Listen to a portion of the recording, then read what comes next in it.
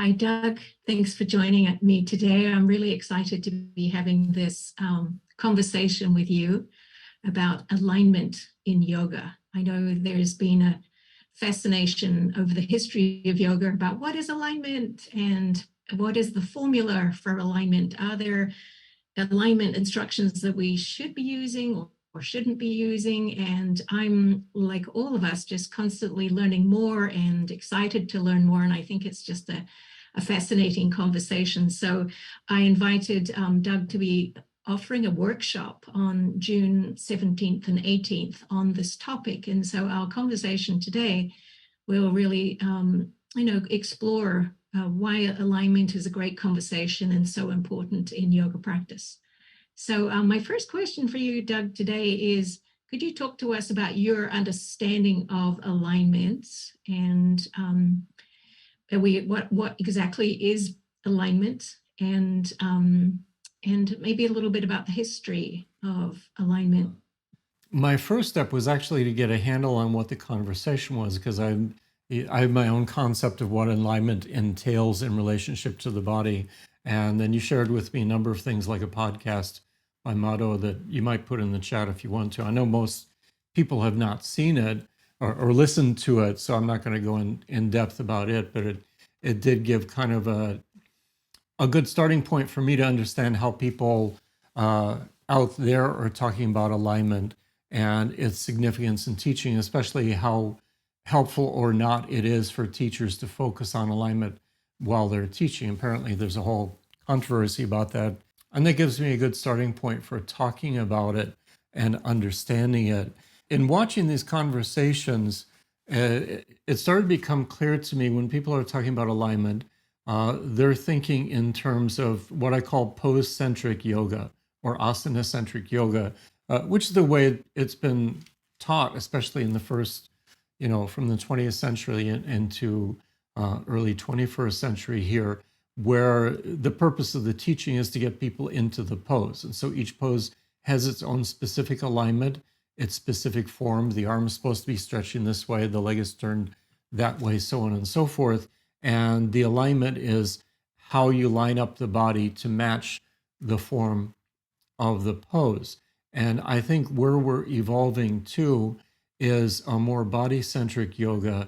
As I describe it, we use yoga as a way of experiencing, understanding, and fully inhabiting our own body in a way that supports our own wellness, our own well-being on many different levels, the physical as well as the emotional, and even the clarity of the mental level.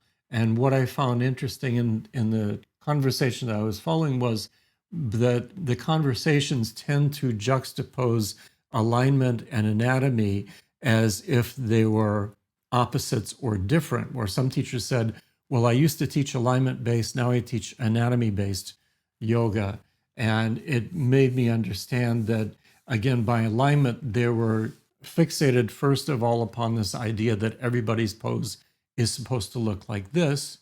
And based upon anatomy, we're understanding everybody's body is different. And so not everybody is going to manifest the form of the pose in the same way with the same alignment. Second of all, the language of alignment, even the podcast that I followed, she kind of took a definition of alignment, even from the Oxford Dictionary, where it was a discussion of essentially lining up the parts of the body, lining up the bones to support the ligaments and strengthen the muscles. And of course, the question that comes from that, first of all, is, well, what is the purpose of that, or what's the benefit of it? And this is where, in the podcast, she started saying teachers today need to have more biomechanical understanding. And she started to refer to different biomechanical concepts like joint loading and so on and so forth, saying that people didn't realize the effect of the practice upon the joints and the muscles from the kinds of novel actions that we're practicing. And it occurred to me in listening to this, the language that's being used is from sports medicine. And so you have to also ask the question, well, what's the purpose behind this biomechanical language that's being used in sports medicine? Because it's very much oriented towards improving your abilities, for instance, as an athlete. not just about well-being in general, but like athletic efficiency, so you can run faster and jump higher. And that's certainly a good part of the reason why people come to yoga, especially people that are more athletic or more physically active come, and they want a nice strong class that's going to improve their abilities. And in a little bit, I'll talk about how that's actually not very new to have this mixture of physiological language from the more body culture sort of side of things, the mixing of that with yoga, that may seem to be like a recent Western phenomenon as yoga becomes more commercialized, as people say. But I want to look a little bit back in the history and see how this was a conversation that took place even in the early 1900s among teachers in India, Indian teachers who were teaching and promoting yoga. So it's not a new idea, and it's not necessarily a non sequitur to bring it into it. But at the same time, there's a term that I got from Daniel Patrick Moynihan as a politician, but he calls it semantic infiltration.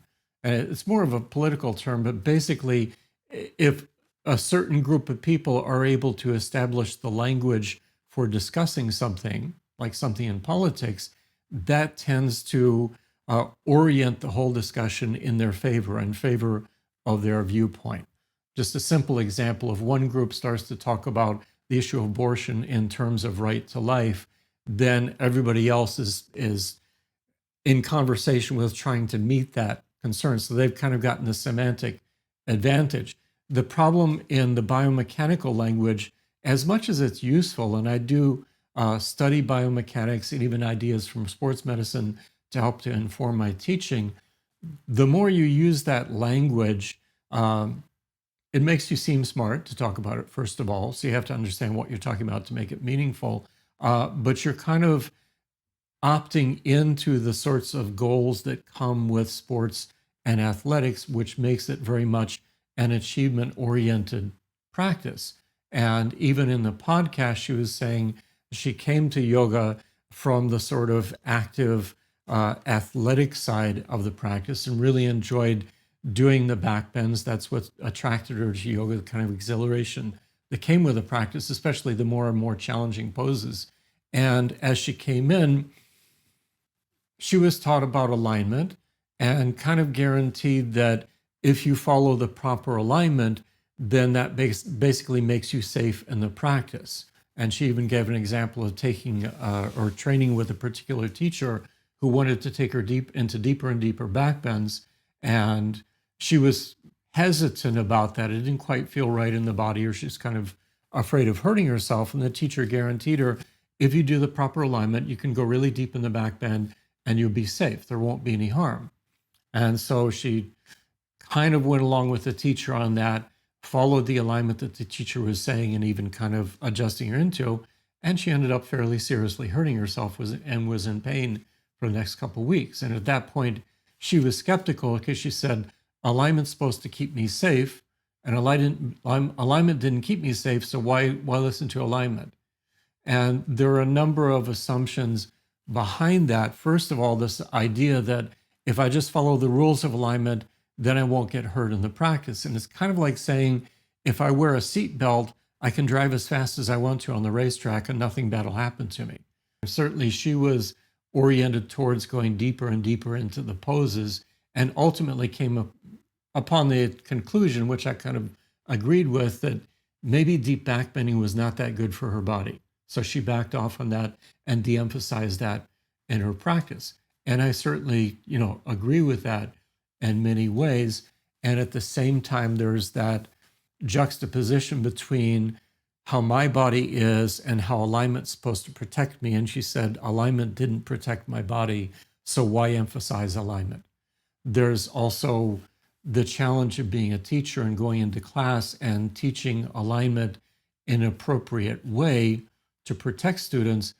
But at the same time, you run the risk of overloading students or kind of losing students along the way. I remember I was teaching a class, at a regular class in Herndon, Virginia, and one woman was a regular student in the class.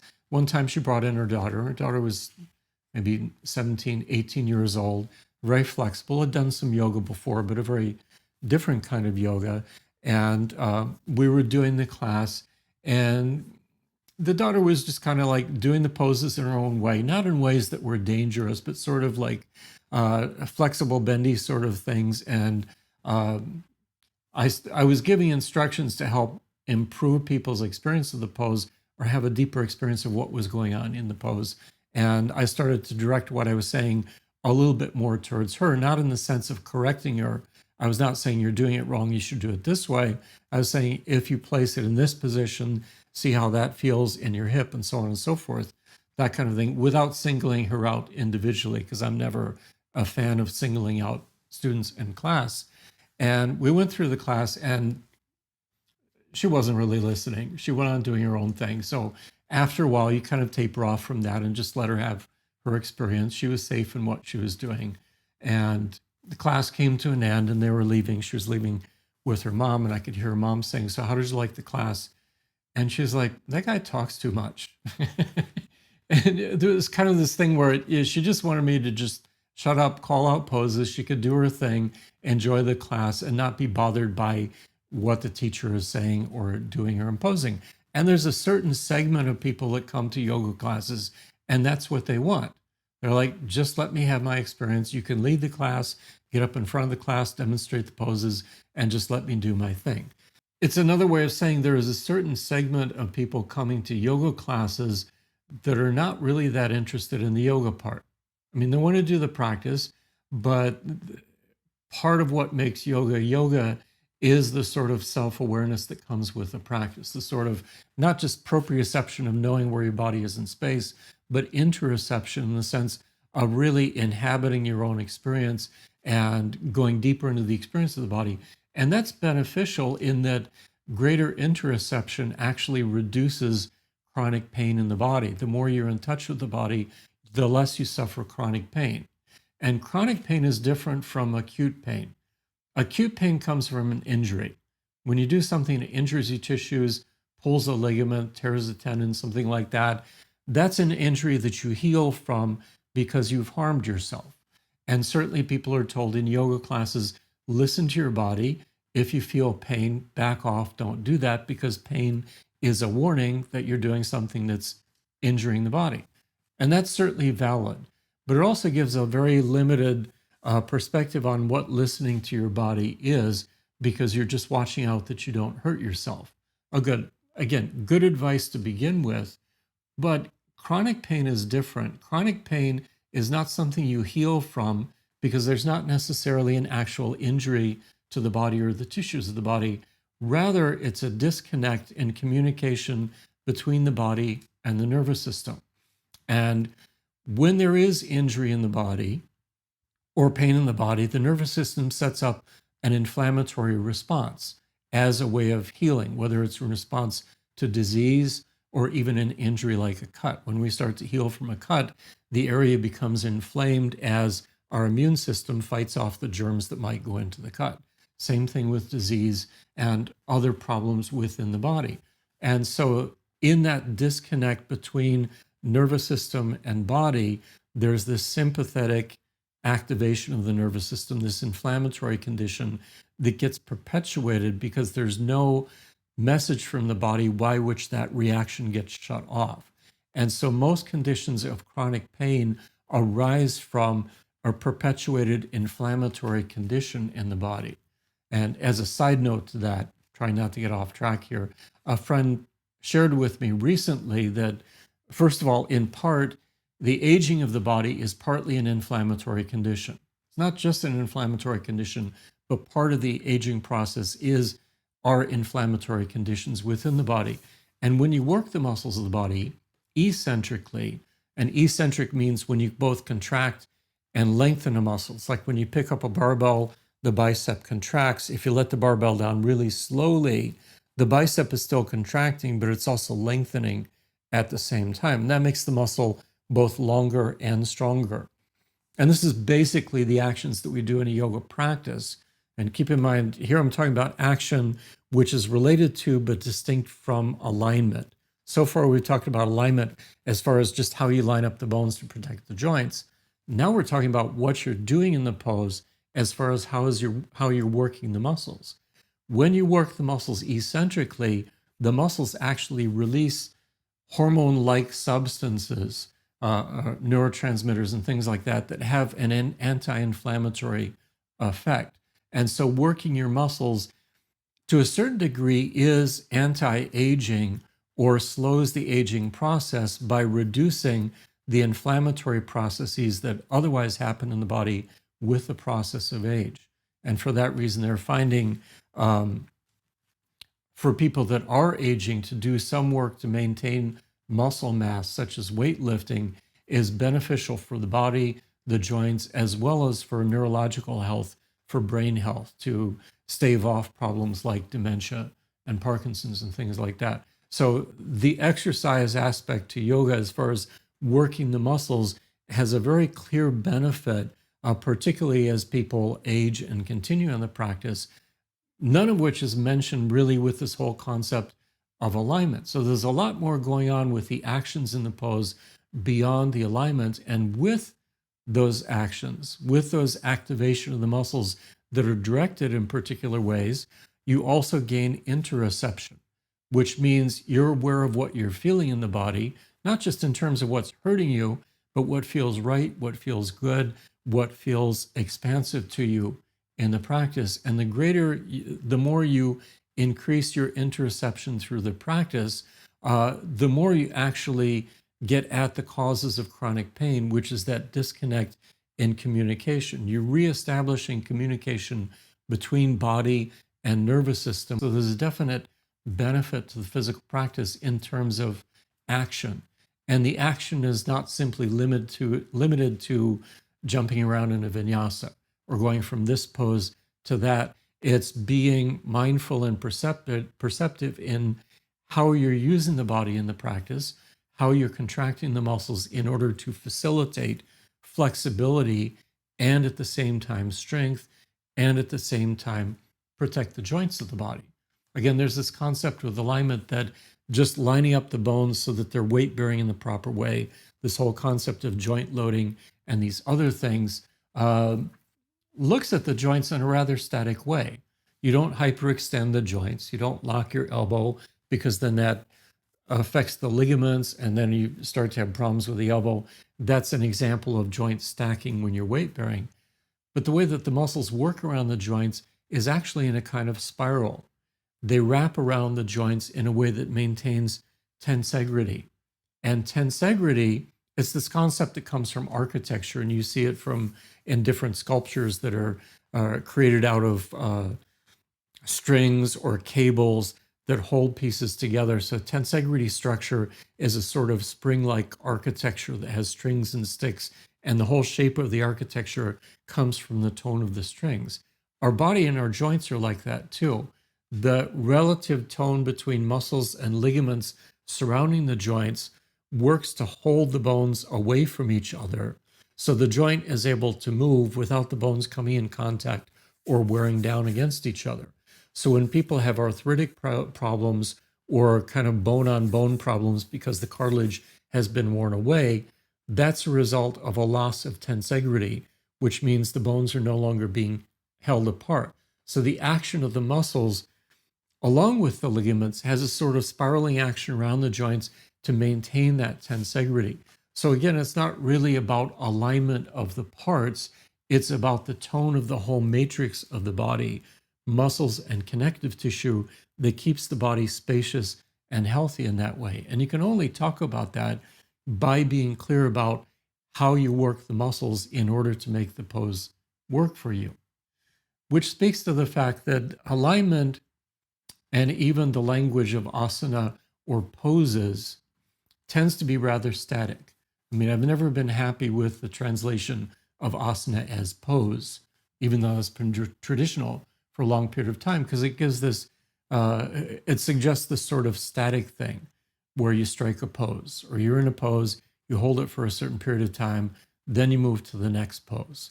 Asana has a broader meaning than simply that static idea of pose, but even asana started out with this idea where asana is basically sitting quietly and comfortably for meditation. But Patanjali's definition. After that, it becomes something very different. But along with this idea that pose is something static and it has a certain structure that you're supposed to conform to, like your front knee bends 90 degrees, you don't let the knee go beyond the ankle, the back leg turns in a certain amount, the hips turn this way or that. It's like you put all the parts together in the proper arrangement, and then somehow the benefit of the pose comes from achieving that form and holding it for a certain period of time so the muscles become strong enough to maintain that position. Then you move to the next one that has a different configuration to it. That's problematic too, because it makes anatomy a little bit static as well. As saying, well, this is the thigh bone that you're given, and your thigh bone's going to line up with the tibia in a way that's particular to you and different from other people. So you have to find the proper alignment for yourself. And that's the concept of anatomy. In terms of bones, structure, function of muscles, like what the hamstring does, what the quadricep does. So our concept of anatomy is you go into a training and you learn this is a hamstring, this is how it works, that's a quadricep, that's how it works, so on and so forth, as if you've got individual muscles in the body that you need to understand, and the pose is directed towards strengthening some muscles and stretching other muscles. To me, the difference between an asana and a stretch is localized in a particular part of the body. So you can do an asana saying, we're stretching the hamstrings here. When you do that, now you're doing a stretch. You're focusing your attention upon how you lengthen the hamstring. An asana is a whole body experience. And so you may be doing Supta Padangusthasana and it is stretching the hamstring, but there's a heck of a lot else going on in the body too. You got the right leg up in the air stretching the hamstring. There's a whole world of things going on in the left side of the body as you keep the left leg steady, the arch of the back, so on and so forth. So asana is a whole body experience, and it's an experience of the interconnectedness or matrix of the body, what today we're calling the fascial tissue, as what joins the muscles together. It's like Tom Myers says, we don't have a body with 600 muscles. We have a body with one muscle with 600 compartments, kind of suggesting the sort of integrated way in which muscles work together through the fascia. So my emphasis in anatomy for a long time has been on studying this interconnectedness through the fascia that does follow along specific fascial lines identified by Tom Myers in his anatomy trains. That was an early and continues to be an influence for me. And other people identified this too. So anatomy is more, people use the term biomechanical. And again, that tends to be focused upon the biomechanics of a joint, how a certain joint works or joint hinging, concepts about that. Biomechanics is often less global and more localized in the body. But the biomechanics of the body is really elaborated in a very beautiful way in asanas. When you look at triangle pose or Virabhadrasana, there's a real logic to it in terms of how the fascial lines are organized to create opening and stability in the joints.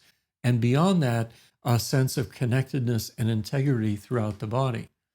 And to make it beneficial for students, to me, I am emphasizing sort of the functional practicality of this approach to the practice. So some people are saying, we're starting to say they're doing functional yoga, and which is good. And I think, of course, that needs to be explained. Functional movement is basically the normal movements that normal people go through, like standing up, sitting down, walking, all of the things that we do in the ordinary course of life, especially when we're reasonably healthy. And the simple fact of walking in an integrated way, our gait is an example of functional movement. The twisting or contralateral movement of the body supports the health of the spine and really is kind of designed to do that. And I think yoga poses, the logic of the poses enhances and supports normal functional movement, which also supports the health of the body. I mean, the fact that we walk is actually a kind of exercise that's supremely healthy to the joints of the body, particularly the lower back and the spine, as well as the hip joints.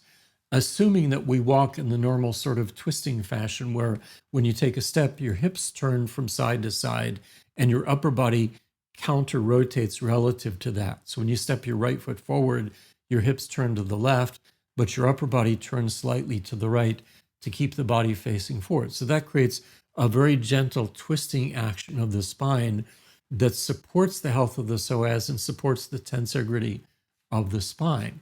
That can be lost over time. You start to see people with age, but not only with age, where they don't so much twist when they walk, they more teeter from side to side. So they're losing that contralateral twisting action. And then that starts to wear down on the joints because that sort of joint loading without that spiraling action is hard on the joints. The bones start to come together, and then you end up with disc issues and issues of inflammation throughout the body. So I think the yoga practices or the yoga poses, when you look at their logic, in many, many poses, supports and reinforces that natural spiraling, twisting action that supports the health of the body. Not every pose, of course, is a twist. Something like Uttanasana, Prasarita Padottanasana is very symmetrical. Both sides of the body move evenly, and that has its benefit too. But if you're going to talk about connecting the anatomy or biomechanics of the body to the asana in terms of alignment, it's much more in terms of action than simply lining up the bones. How do you create actions through the muscles that support not only the health of the joints, but also support healthy movement? Yeah, I was thinking it would be helpful just to understand. I know that over the years that you've studied with different teachers, and there's certain formulas that you're given in particular lineages that you've learned over the years and that perhaps you've taught other people. I mean, I'm thinking of those of us who teach teacher trainings, what's advice do you have for learning alignment principles or alignment instructions? Because obviously some are formulas that were created many years ago that we now know are not so beneficial. And for teachers, they might have been teaching in a certain way for a long time just because it was their lineage. How do you advise newer teachers as they're coming in to find out what are good alignment instructions? And also working with, as you mentioned, often you walk into a room and you've got 20 different shapes and ages and people with different length of bone or shape of hips. What advice do you have? And just this conversation too about there's principles and there are instructions. You do start with, as a basic thing, you start by teaching the form of the pose. Basically what triangle looks like, what a warrior pose looks like, what a forward bend looks like, so on and so forth, and get people started on that because they have to know what's the context in which they're working, what are they working towards. And with that, let people recognize the obstacles that they face in terms of achieving that form, especially there are habits that we drop into out of our normal actions that make it difficult to achieve the form. For instance, in a Warrior Two, it's been a traditional instruction to square the hips while trying to open. So in Warrior Two, the arms are out to the sides and the hips are supposed to turn so they're in the same plane as the shoulders and the hips. And of course, we know that's, first of all, anatomically impossible for the vast majority of people. It's really hard on the sacroiliac joints, but it's kind of hard to let go of that idea because that's how people learned it in their first class. And that's how teachers learned it in their training. And so they kind of default back to that once again. Actually, it's not just that teachers are trying to teach people to square the hips. You'll see students automatically squaring their hips because of certain tightnesses in the hips that comes from their patterns. And so they're actually defaulting to their own tightness and going out of alignment because they're defaulting to what their body habitually does. And so as we adjust the posture to make it more possible for the student to achieve, you're also starting to break their own innate habits that came from ordinary body use. For instance, the loss of this contralateral movement that I was talking about. There has to be a little twist in Warrior Two pose. Your hips have to turn a little bit towards the front leg for the knee to bend properly. while your chest turns a little bit towards the back leg as you reach the arm back. So there's a twist of the spine that's beneficial. And I spend a lot of time trying to encourage people to try that out. Let the left hip come forward a little bit, let the pelvis turn a little bit to the right. Now you see how the knee bends better and it feels better. Now we take the shoulder back and stretch back through the arm. Feel how that's a nice opening to the chest. So you direct students' attention to, when you start to refine the pose for them, direct their attention in terms of positives, in the sense that whenever I teach something, there has to be a so that, which means I'll say, turn your hips slightly to the right so that you can bend the knee with the knee lined up with the middle of the foot. So there's something that you achieve that's beneficial from doing the action that I'm instructing. And if that doesn't work for that person, certainly I encourage feedback like that doesn't feel right for my hip. Then it gives the opportunity to look at why it's not working for that person. And then you can get into dialogue with the student as far as what makes the pose overall feel better for you and more integrated, rather than trying to achieve some concept of the form. So you start with the form, but it becomes a dialogue of working from there towards the asana as an experience of feeling more open. You've got better range of motion with a feeling of stability.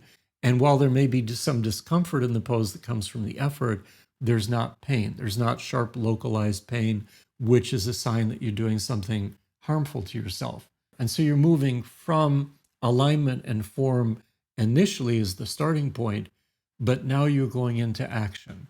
And how do you move from this pose to that in a way that you support a better feeling of integration with each pose that you move into? And that becomes a logic behind sequencing, how each pose supports the pose that comes next. And also how, when you go between different kinds of poses, from a forward bend to a back bend and a twist and back and forth, how does that variation of going to a different kind of pose kind of balance out what you were doing in the previous pose? And the breath is, of course, a significant part of this, because the breath is part of the dynamic that moves and aligns the pose. But you also run into the problem that a lot of students don't have a good breathing pattern. We tend to be hyperventilators or chest breathers, or people breathe in a way that they might in doing athletic actions, which is different from how you might be breathing in yoga. So there's that awareness of the breath that involves feeling the connection between how you're working in the body in a way that facilitates the breath, so you have a more open, comfortable, supportive breath. And as you focus on the breath, how does that give you a more comfortable, deeper experience of the body? It's through the breath that we experience the body in a deeper way. And it's through the body that we actually expand our capacity for the breath. So it goes back and forth, and there is that sort of awareness of the breath that comes with it. I was also thinking about, if we want to keep doing yoga up until, the end of our days too, is how are we creating a practice for ourselves and our students that we can continue to do, rather than, really perhaps push ourselves into a certain posture for a period of time for our own entertainment, or, what is the goal of yoga? So that's one question. The second question too is, are there particular instructions you've heard over the years that you advise that we don't use anymore? I think people would be really interested to hear that. I think the principal one is this idea of squaring or stacking the hips. Like when you're doing triangle pose, you try to take the top hip back to stack the hips. And they treat that as a hip opening, which, as we already mentioned, is really hard on the sacrum, doesn't really work with how the hip joints are built. And it's sort of a linear or two-dimensional concept of the pose. Even, there's that old instruction, like as if you fit between two panes of glass or fit yourself into a bicycle box. You're supposed to open that way in triangle pose. And there's no clear benefit to that concept for the body. And certainly there are harms that can be pointed out. An alternative way to approach it is to allow that little twisting action and see how there's actually greater freedom movement for the sacrum and tailbone, that sense of lengthening of the tailbone, less feeling of pressure in the lower back, less feeling of pressure around the sacrum, and actually more space to move in the pose. And the emphasis is on feeling that sense of space. And when people ask about yoga and the aging process, I think a good part of the practical benefit of a yoga practice is it maintains space in the body. And part of the aging process, along with the process of inflammation that I mentioned, is a process of loss of space. As we get older, we get shorter. Even as we go from day to day, by the end of the day, we're shorter than we were when we began the day, because during the night when you're sleeping, the discs get hydrated. And when you get out of bed, you're tall. And by the end of the day, that hydration has gotten squished out of the discs. And so we do a practice, especially with these sort of spiraling motions, to maintain, again, that tensegrity, that sense of space in the body. And that helps to prevent against the inflammatory conditions that come from that loss of space. Plus, simply moving the body, working the muscles, has a beneficial effect at any stage of life. And it doesn't matter how deep you go in the posture. Again, there's that concept that we do the practice so that we go to the next more advanced or deeper posture or asana. And that makes the process engaging when you're younger, and so there's that challenge. Can I get to the next pose and next pose? And even sequencing is supposed to build you up to the next advanced pose. And naturally, as people age with their practice, they're like, that pose doesn't really work for me anymore. That's not a goal for me to do that. I can't see any benefit in doing that. And so it's no longer so goal oriented, but still a process of doing the practice in the absence of that goal out there I'm trying to achieve. The experience I'm having now of just being in the body and moving the body, that's the point. And which can raise the question, well, if it's just about moving, doesn't any kind of movement work, like dance, other things? Sure, all of that works. And I never encourage people to do only yoga as if that's the only thing that's going to help them or if that's sufficient. All kinds of movement can be beneficial to the body for many of the same reasons. At the same time, those forms of movement are often outer directed, whether it's dance or sports or other things. There's still an emphasis upon achievement of a form or a goal. And so it's a little bit outer directed. And as I've been saying, yoga can be like that too. I'm trying to do this pose or that pose, like I'm a dancer trying to compete on, America's Next Dancer or something like that. But at the same time, the essence of yoga is not to have that kind of focus. Rather, it's the experience of what you're doing here and now in your body in the asana is in and of itself beneficial. So it doesn't have to be outer directed towards that goal. And it has this kind of fascial logic that I've been mentioning, where as we refine our understanding of the actions in the pose, we can realize deeper and deeper benefits in terms of joint health, muscular health, health in breathing patterns, as well as the emotional health that comes with a more interoceptive approach to practice, which doesn't mean I'm just having my own experience of yoga and this is my yoga. I'm really exploring my experience of being in this practice, how I come to the practice and how I'm there. That's the experience. It's not so much about my yoga, I do it this way, but rather really exploring what my experience is. And often we don't explore that experience deeply enough. But of course, the whole process of yoga from start to finish has been about that deep self exploration of who am I in this practice, and who am I, basically in general as a self. The context of the practice gives you the opportunity or the space in which to have that experience and recognize the obstacles that come up, the different resistances that we have inside, like, no, I don't want to do this, I don't want to do it that way, so on and so forth. Those resistances hold up a mirror to us, not just in the sense that we're meant to overcome the resistance. Sometimes fear is a good thing, sometimes resistance is a good thing, but it starts to explore, why do I have that resistance? Where is that coming from? How does that feel if I let go of that resistance or if I work around it in a different way? So we're working with ourselves emotionally to be more accepting in that practice. If you could tell us more about what you plan to cover in the workshop coming up. first of all, the workshop, it's more about giving people useful information they can use in their teaching and practice. So it's not a meta discussion about alignment like we've been having here. I'm going to start from the starting point of the sorts of principles that were set forth in Anusara. And I always emphasize there's a difference between a rule and a principle in the sense that a rule says it's always done this way. So a rule is triangle poses, you do it with this alignment, with the bones lined up in that way. That's triangle pose, you're trying to achieve that. And again, that doesn't recognize the differences between different people's bodies and capacities or capabilities.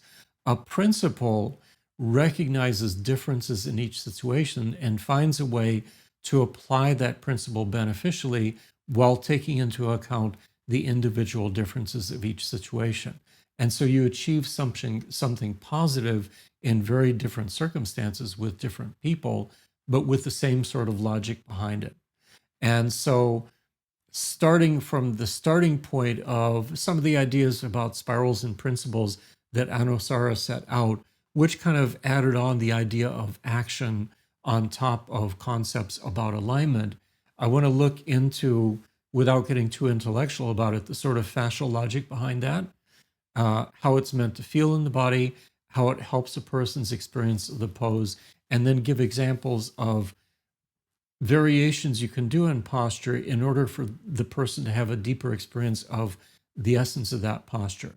If we're always doing the pose like Warrior Two, as the arms are stretched out like this, first of all, that can be fatiguing to some people's shoulders and doesn't feel very good.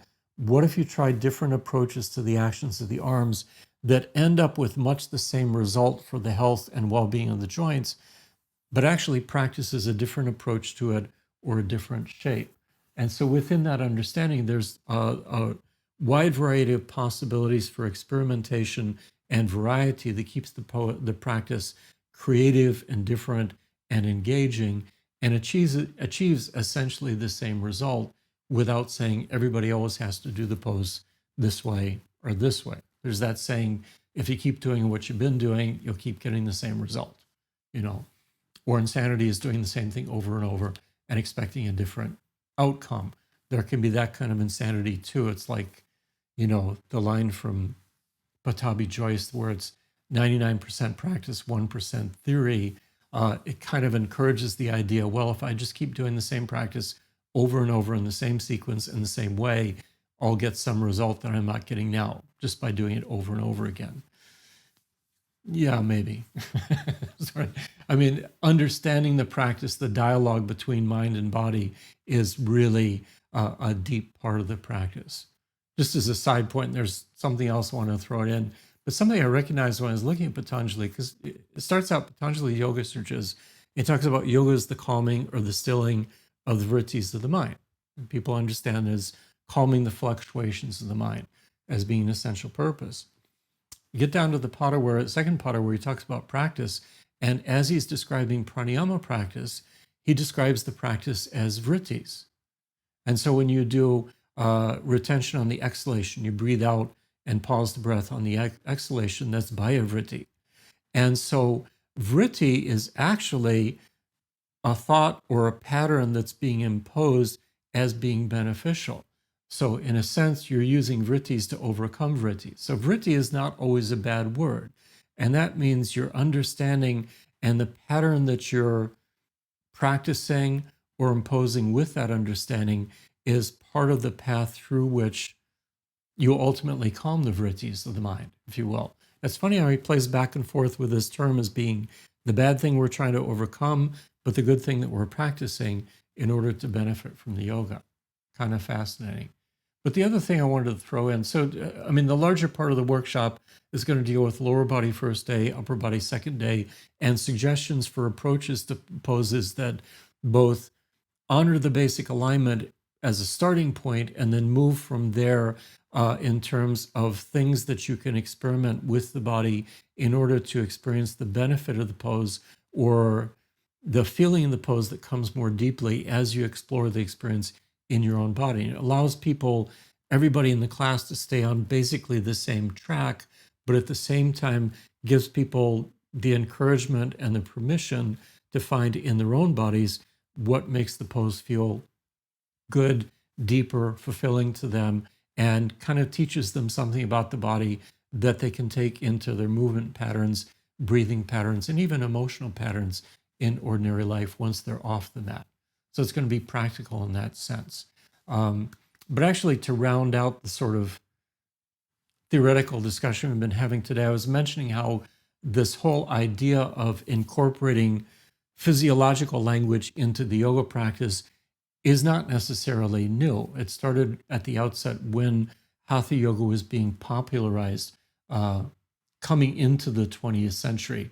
So today in contemporary yoga, there's a lot of mixing between, sports medicine terminology and biomechanical terminology, even massage terminology with yoga. And I think, again, there's a definite benefit to that. I do that too. And at the same time, it can lead us to buy into other goals for the practice, such as fitness, which can have its own benefit, but it also leaves some of the other insights and goals of yoga behind. We have to make sure we don't lose sight of the larger context of what the practice is about. So, all of this has a history. For instance, with the advent of Surya Namaskar and the popularization of Surya Namaskar, it actually started with this guy, Bhavanarao Pratinidhi. And this picture shows him around 1928.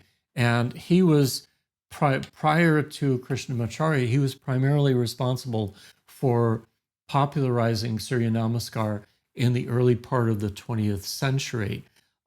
He revived it, transformed it. Even though Surya Namaskar had a long history before that, it wasn't as the sort of exercise practice or sequence that gets included in Hatha Yoga practice today. It wasn't understood in the same way prior to that. That would be a whole discussion in and of itself. But part of the motivation for him, and you can see from that picture on the left, he was looking to achieve a certain kind of body, even at his relatively advanced age at that time. And that was under the inspiration of this guy, Eugen Sandow, who is very famous in Europe as being probably one of the first bodybuilders, he was what they called at the time physical culturalist.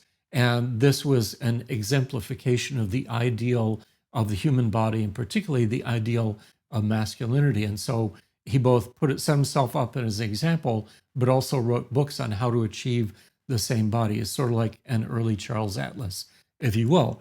And Pratinidhi wanted that kind of body. He wanted that kind of achievement, that sort of physical form.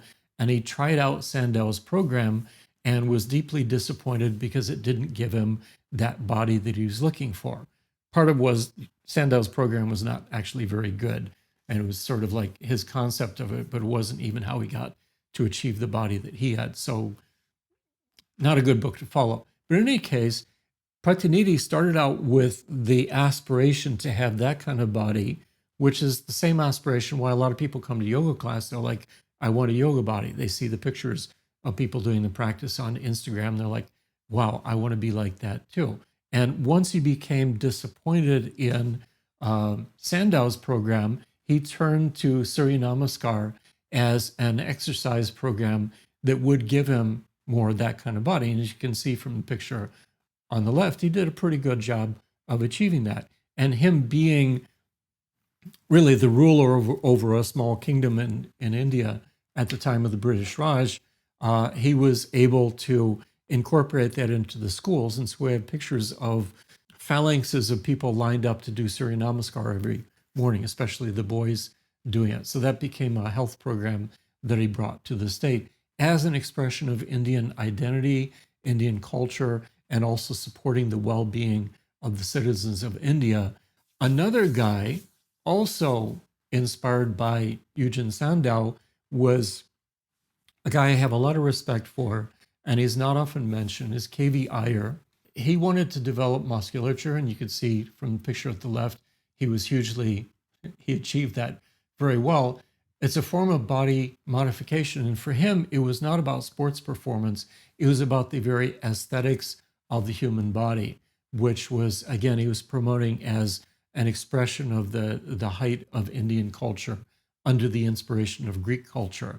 you can see Sandow especially is sort of modeling like a Greek statue. And in some ways, Iyer did the same sort of thing, but in an Indian mode. So he did pictures of himself as Krishna, very muscular. And he actually, at the age of 24, founded a gymnasium dedicated to what they call the muscular cult. Cult in the sense of a culture of promoting that kind of physical form. And he was very good at self-promotion. But he wasn't just that. And he incorporated yoga into what he was doing.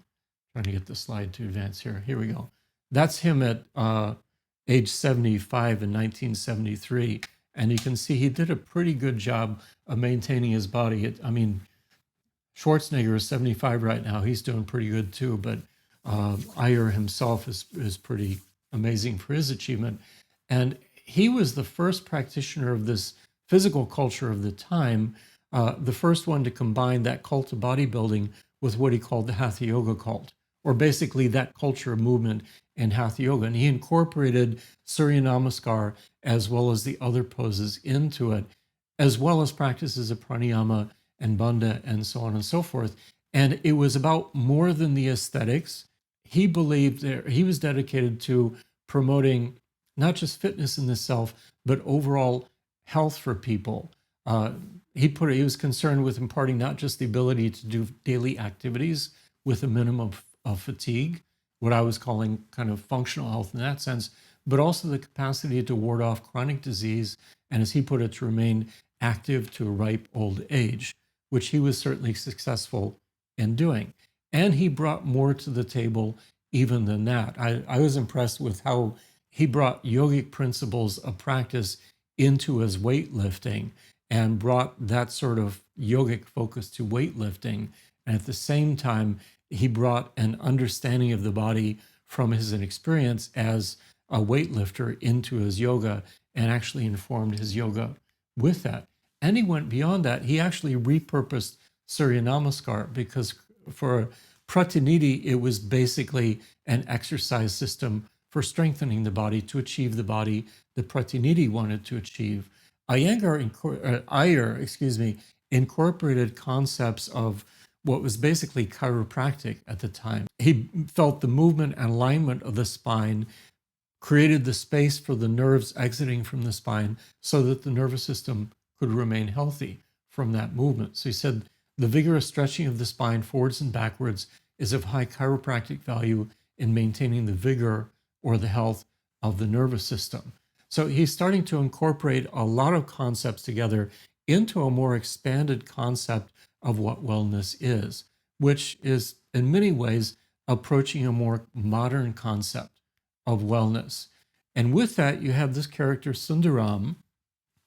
And Sundaram basically did demonstrations for Iyer. He trained with Iyer and he traveled around as they gave exhibitions of what they were doing, this muscle cult combined with yoga, to the people of India. And he was very good at proficient in displaying asana. He had a flexible body to do it. At the same time, he spoke with a lot of wisdom about the health benefits of the practice and really impressed his audiences with this kind of deep understanding about the value of yoga as a health discipline. And this whole concept of exercise was actually something of a novelty at the time, not only in India, but in the West too, as we came into the effects of the Industrial Revolution. And in addition to popularizing yoga and emphasizing this expanded concept of the health benefits of yoga, Sundaram also wrote basically the first yoga manual. And it was interesting in its approach and novel in its approach because he illustrated the stages by which you progress in asanas. So students learn how to perform the asanas from simple forms to deeper and deeper forms of the practice. In the previous illustration, you see him doing halasana, and he's presenting that as the last stage of plow pose or halasana, where there were stages that came before that. And his approach did a number of things. He basically demystified concepts of asana that were prevalent from the previous yoga practitioners in India, the ascetics, the people were smearing their bodies with ashes and their head and their hair in dreadlocks, doing different asanas as part of their ascetic practices. There was a sort of tantric mysticism around yoga practice that was actually kind of repellent to many of the ordinary people of India. It seemed strange, different, and not something they were quite sure they wanted to do. And the approach of Sundaram, in addition to what Iyer was doing, the others, was to start to demystify this practice. And especially Sundaram turned this into exercise instead of esoteric practices. And so he kind of presented poses like here, Bhujangasana as an example, in a way that took away this quality of this sort of ascetic self-torture that seemed to go with asanas, like being in tree pose for several days, like you see the ascetics do. And it also wasn't meant to be awe-inspiring. Like you look at Iyer and say, wow, what an example of humanity. I could never be like that. Sundaram changed this around, and he wasn't trying to impress people with Instagram yoga. He wanted to make it something that seemed accessible to people so they felt like he could do it. So they weren't repulsed by it. They weren't so impressed that they would never try it. It was just a means of improving your health. And he described how you do the practice stage by stage in a way that hadn't really done before. Each stage was of equal value to the other stage. So if you only did this form of halasana, that had as much value for you as doing what today we call the advanced version. That approach to sequencing kind of got left after him. And so we get this concept of sequencing that I'm doing this variation so I can work to that one, and so I can work to that one. So at the end of the rainbow, that's when you get the full benefits of the practice, or achieve it fully by achieving the full expression of the pose. Sundaram was saying, no, at any stage along the way, that contains all of the benefits necessary for you, for your health. Unfortunately, that got kind of left behind after him. This idea of the staging of practice wasn't used to full advantage until Iyengar, but again, treats that as a progression towards deeper and deeper and fuller poses. And again, there's that sort of implicit guarantee that if you follow the proper form or alignment of the pose, you can achieve the full pose safely for your own body. And of course, for many people, that turns out not to be true. And Sundaram would take issue with that, saying, your practice at this stage is as beneficial for you as the person you see on Instagram doing that. And so some of the origins of our concepts about yoga, which are good concepts, can be traced back to Sundaram as leading the way. This idea of moving more slowly, steadily, and in a more controlled manner to enter a pose makes the pose not only safer, but more beneficial. He emphasized the connection between body and mind, where you make assessments or you're self-aware of how you're doing the pose, whether you feel imbalances or obstructions, and then have the wisdom by which you make adjustments. Certainly with the help of a teacher from the outside, but also the inner awareness by which you make adjustments that work for you. It's this merging of body and mind in the process of doing the practice.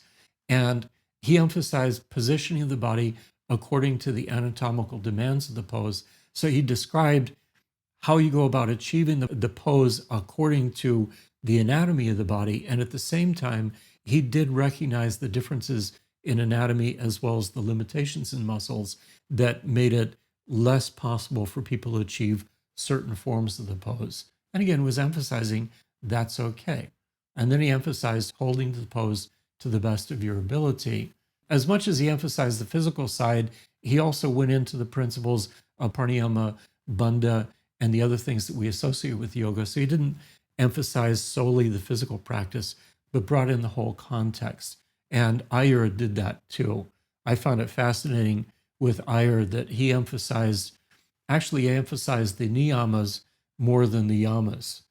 For the benefits of the yoga practice, niyamas are about how you take care of the body through these practices. That became the guiding light for the practices that you do, whereas we tend to emphasize the yamas, the ethical principles. But this is kind of the timeline here, giving you a sense of the predecessors to B.K.S. Iyengar, Pattabhi Jois, and even Krishnamacharya. And Krishnamacharya taught at the same school as Iyer did.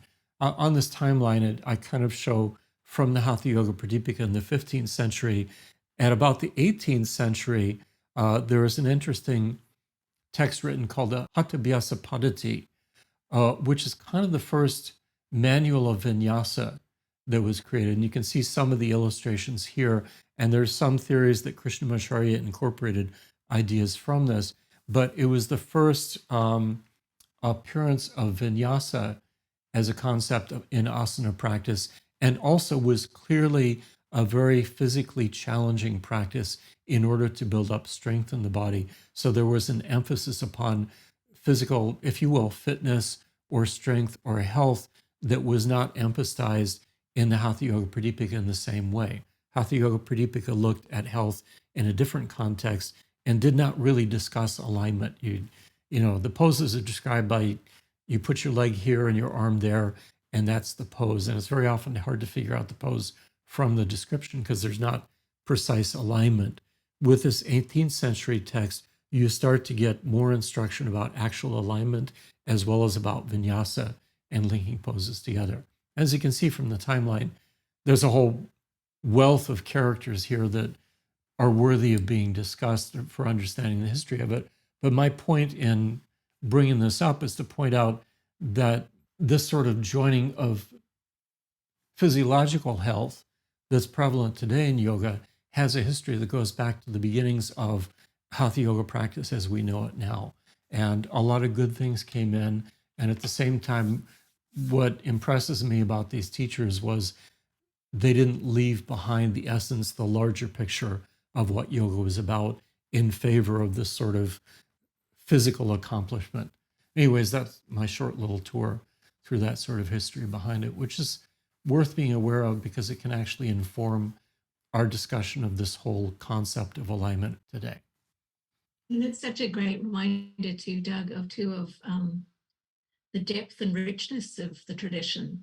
Yeah, and these people had something to teach us, even if we don't agree with everything about their approach to things, because we evolve over time and some things could get left behind. But we also have to pay attention to what we can learn from them positively and bring into our understanding now. And that just enriches the practice. So it's not an either or thing of either we follow those people as they did it 100 years ago or 500 years ago, or just leave them behind. It's a process of learning and evolution. And we're part of that evolution too. I mean, the whole discussion about alignment and how we understand it now is part of the evolving understanding of alignment, which builds upon what came before and also informs the future. So all of these are moments in time, but it's also a progression towards a fuller and fuller experience of yoga. And we just don't want to lose touch with what the essence of the practice is. And also understand what the practice is expanding the better we understand it. So we're not trying to discover what people knew 1,000 or 2,000 years ago. We're discovering what we're learning, in a sense, through the practice. It's such an exciting topic, and I really look forward to your upcoming workshop. We'll let the folks here know about that, and really appreciate you taking the time today. It was wonderful, and the slideshow was brilliant. It's lovely to learn about all the history that I didn't know about, so that was fascinating. Yeah, these are pretty cool guys. Thanks everybody for joining today. Really appreciate it.